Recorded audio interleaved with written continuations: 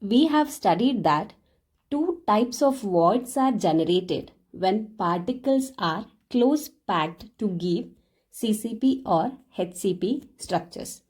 The two types of voids are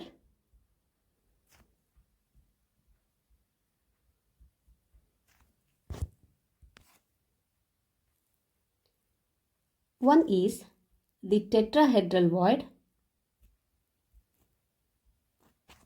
the other is octahedral voids.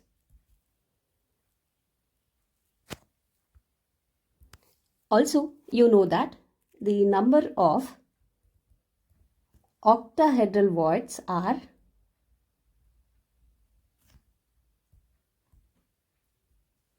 equal to the number of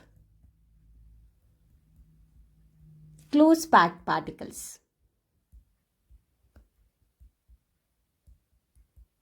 So if I consider the number of close packed particles as n, then the number of octahedral voids are equal to n. Also, the number of tetrahedral voids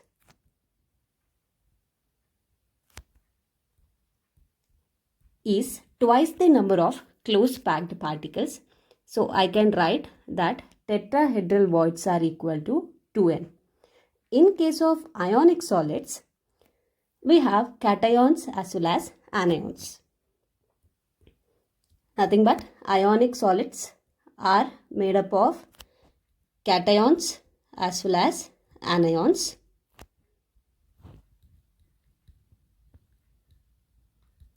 These anions, which are bigger in size compared to that of cations, they form close packed structures, means they occupy the lattice sites.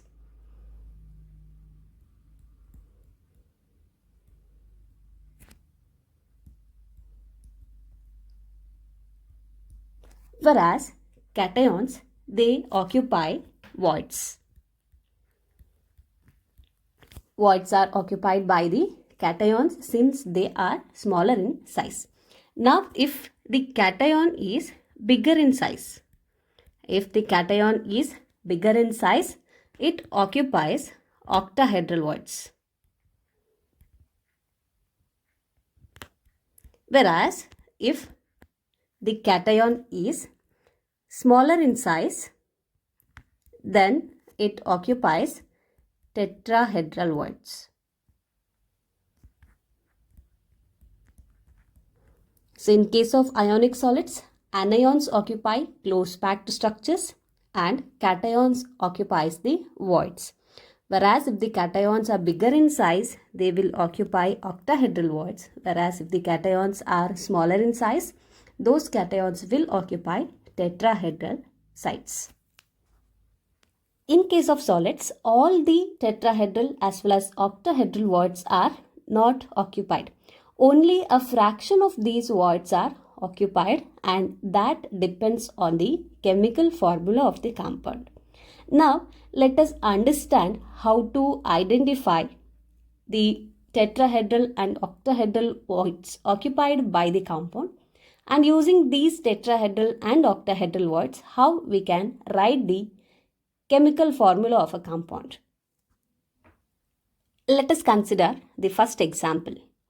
A compound is formed by two elements X and Y.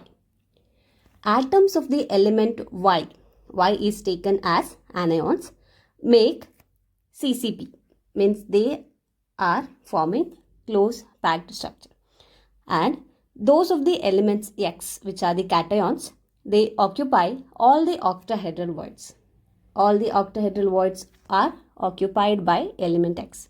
What is the formula of the compound? They have given that element Y makes CCP and element X, it occupies all the octahedral voids. Using this data, we need to identify what is the formula of the compound. Just now we have studied that close packed lattices are occupied by anions, and the number of octahedral voids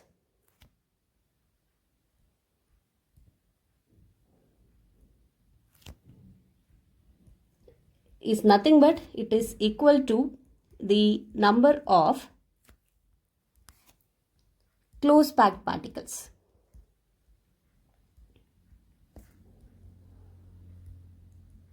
So here the number of close packed particle is nothing but it is equal to the number of elements of Y, and the number of octahedral voids is nothing but all the octahedral voids are occupied by element X. So the number of elements of X and Y are equal.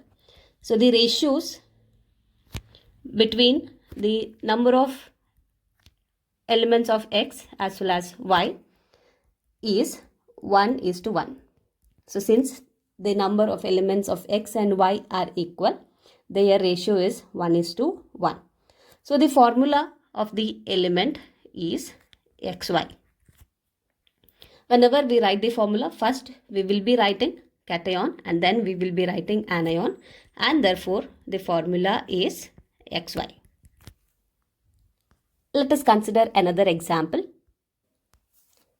Atoms of the element B forms HCP lattice, and those of element A occupy 2/3 of the tetrahedral voids. What is the formula of the compound formed by the elements A and B? In the question, they have given that HCP lattice is occupied by element B and element A occupies 2/3 of tetrahedral voids.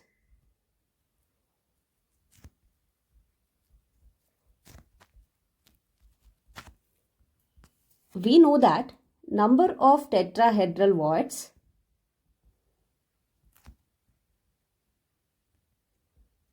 is equal to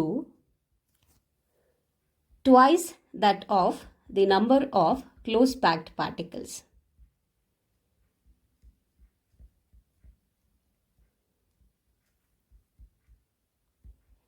And here they have given that the close packed lattice, that is HCP lattices, are occupied by element B. So I can write the number of tetrahedral voids is nothing but it is 2 times that of the number of atoms of element B. Now they have told that element A occupies 2/3 of the tetrahedral voids, and this is nothing but 2/3 of 2B, because the tetrahedral voids are given by 2B. Now let us take the ratio of atoms of elements A to atom B. So A is 2/3 into 2 times of B. Its ratio to B. So this B and B gets cancelled and the ratio is 4/B. So this is nothing but 4:3. So therefore formula of the compound is A4B3. So this is how we can find out the formula for the compound that is required. So just by knowing the tetrahedral and octahedral voids, we can write the formula of the compound that is required.